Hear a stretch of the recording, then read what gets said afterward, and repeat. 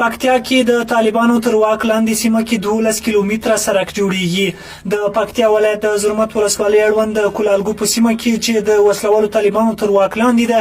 د 12 کیلومتره سړک چارې د 340 میلیونه افغانیو په ارزښت سره پیل شوه. د دې پروژې مسؤل انجینر شکیل په دې اړه رسنیو سره خبرو کې ویل چې یاده پروژه د ملکیار بابا شرکت له لوري د 1.5 کال په موده کې جوړیږي. هغه ویل دغه سړک د پکتیا ولایت د زرمت ولسوالۍ اړوند د ګلداد خیلو په سیمه کې د 340 افغانیو په لګښت د ترانسپورت وزارت له لوري د نړیوال بانک په مالي همکارۍ جوړیږي. د دې سړک چارې د ملکیار بابا بیا رغونې شرکت له لوري په مخ باندې وړل کیږي. دا سړک 12 کیلومتره طول لري چې د ګلداد خیلو نه نیولې تر تربونخانه پورې 12 کیلومتره دی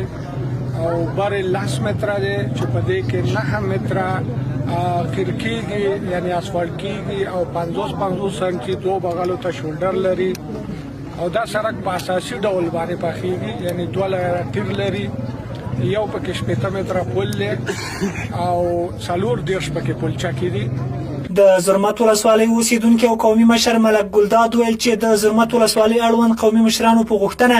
او د وسلوالو طالبانو په اجازه د یاد سړک د جوړولو چارې په اساسي ډول پیل شوې دي. نوموړي ویل چې دغه سړک د وسلوالو طالبانو تر واک لاندې سیمه کې جوړیږي چې چارې هم د دوی له لوري څارل کیږي. کونډې یتیمانو د ټولو د ارزو دي د سړک د ارمان خدای دې موږ وژغوري. دوه ارمان د موږ لرو چې ارمان د خدای صلح راولي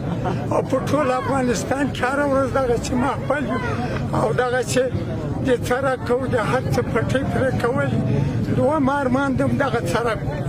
نو موږ دا غواړو چې دا خوشحالتیا د تل تر تله راولي. یو بل قومي مشر مولوي سیف الله د یاد سړک په جوړېدو خوښي وښوده او له وسلوالو طالبانو څخه یې وغوښتل چې په هیواد کې د بیا رغونې